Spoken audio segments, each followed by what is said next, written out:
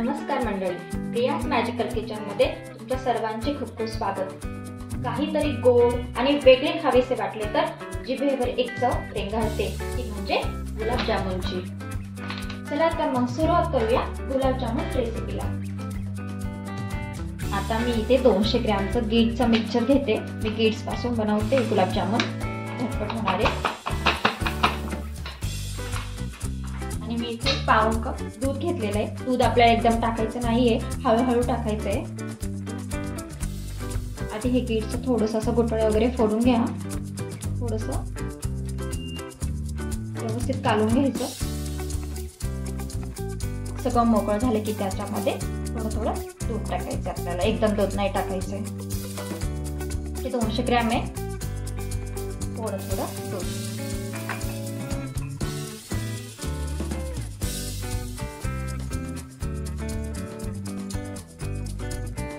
पाऊण कप दूध आहे, हळूहळू टाकायचंय, मिक्स करायचंय। काय होतं आपल्याकडे वाढदिवस असतात, पार्टी असतात छोटे छोटे, आपण तेव्हा भरपूर सारे मेनू बनवतो, पण जेव्हा गोड पदार्थ त्यात बनतो तेव्हाच ते ताट परिपूर्ण होतं। त्याच्यामुळे काय होतं, आपल्याला गोड पदार्थ ठेवावाच लागतो।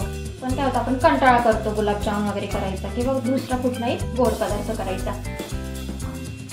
आपण हे सहज गीठचं पॅकेट अवेलेबल करू शकतो आणि त्याने काय होतं, सहज आणि पटकन गुलाबजामुन तयार होतात। पण काय होतं, ते पण सुद्धा चिरतात, पाकात टाकले की त्याचा गाळ होतो। त्याच्यामुळे काय करायचं, ह्याच्या मी टिप्स देणार आहे त्या फॉलो करा, त्याने तुम्हाला सहज अतिशय सुबक रसरशीत गुलाबजामुन तयार होतील। हे पीठ आपल्याला असं सैल ठेवायचंय, घट्ट नाही मळायचे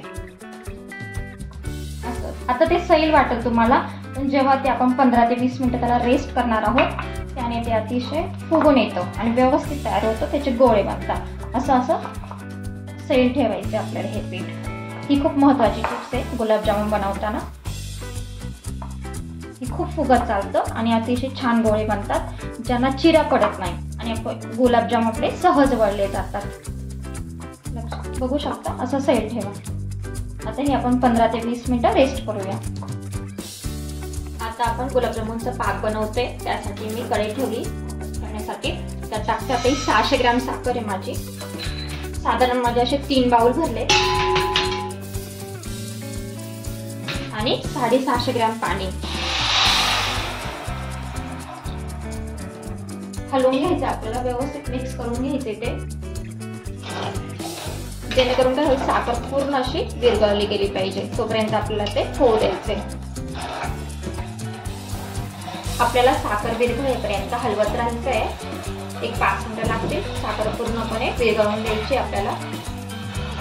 शक्यतो पाक बनवताना असंच मोठं भांडं घ्या दुसरं, जेणेकरून व्यवस्थित गुलाबजामुन त्यात डीप होतात आणि व्यवस्थित पाकात मुरले जातात। आपली साखर विरघळली आता आपली जवळजवळ साखर विरघळत आलेली आहे। आता आपण टाकू याच्यात अर्धा चमचा वेलची। वेलचीने खूप छान फ्लेवर येतो। थोडंसं केशर आहे, तुमच्याकडे नसेल तर काहीच हरकत नाही, नाही टाकलं तरी चालेल।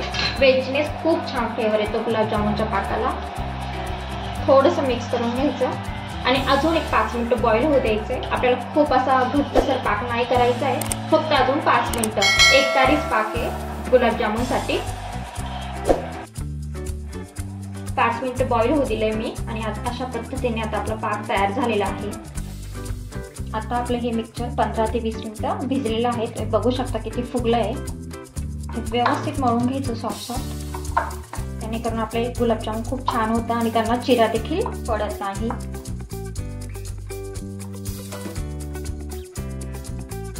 आता आपलं मिक्सचर पूर्णपणे रेडी झालेलं आहे। बघू शकता 200 ग्रॅमला पूर्ण पाऊण कप दूध लागलेलं आहे मला। आता आपण त्याचे गोळे तयार करून घेऊया, छोटे छोटे। 40 गोळे बनतात, तुम्हाला जर मोठे हवे असेल छोटे पण 40 गोळे सहज बनतात। थोडंसं तूप लावून घ्यायचं हाताला, चिकटत असेल तर एक स्टँडर्ड साईज ठरवून घ्यायची, छोटी किंवा मोठी एकच। अशा पद्धतीने हलक्याच हाताने करायचं, खूप दाबायचं नाहीये, सहज हाताने वळले जातं आणि खूप दाबून दाबून घट्ट असं करू नका। बघू शकता चिरा पण नाही पडत।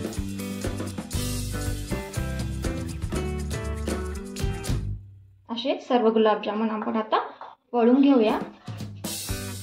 अर्धा तास तर लागू शकतो, एक व्यक्ती असेल तर एवढे सगळे वळायला। हलक्या हाताने वळून घ्यायचे सगळे। अशा पद्धतीने आपले सर्व गोळे तयार झालेले आहेत। आता आपण ते तेलामध्ये फ्राय करूया। कढईमध्ये तेल टाकण्यासाठी ठेवलेलं आहे। तेल आपल्याला खूप टाकून घ्यायचं नाही आहे गुलाबजामुनसाठी। एक मी सोडून बघते छोटासा गोळा, असे छोटे छोटे बबल्स निघले पाहिजे फक्त, आणि गोळा असा पटकन वर आला पाहिजे इतकं तेल टाकायचं, म्हणजे आपलं एकदम परफेक्ट झालेलं आहे। आता आपण त्यात गुलाबजामुन सोडू शकतो, आणि खूप सुद्धा तेल टाकायचं नाहीये, एक एकच सोडायचे आपल्याला। किंचितसे बबल्स निघले पाहिजे तिथून। तर लो फ्लेमवरती आपल्याला तळायचे आहेत गुलाबजामुन, जेणेकरून व्यवस्थित होतील, एकसारखे लाल होते। एक एकच सोडा।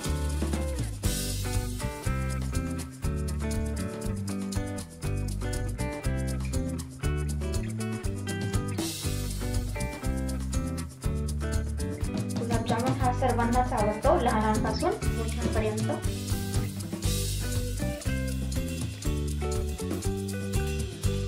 अशा पद्धतीने टाकले की हलवत राहायचे आपल्याला, जेणेकरून ते खाली लागणार नाही आणि एकदम काळे पण होणार नाही, जेणेकरून आतून व्यवस्थित होऊन जातील आणि बाहेरून डायरेक्ट काळे काळे दिसणार नाही। म्हणून अतिशय लो फ्लेमवरती असे फ्राय करून घ्यायचे। एकदम हाय फ्लेमवरती केला तर काय होईल, वरतून खूप काळा काळा दिसेल पण आतून तो कच्चा राहील। अशा पद्धतीने आपल्याला सतत हलवून ते लो फ्लेमवरती फ्राय करून घ्यायचे, असे लालसर होईपर्यंत व्यवस्थित लालसर झाले पाहिजे, जेणेकरून काय होतं पाकामध्ये पण बोलले की कलर पण छान राहतो आणि आतून पण झालेले असतात। अशा पद्धतीने आता आपले झालेले आहे, काढून घेऊया आपण, आणि गरमच पाकामध्ये टाकायचे आपल्याला। थंड झालेला असेल तर थोडा गरम करून घ्या, ते गरम पाकात असेल तर ते फुगत नाही।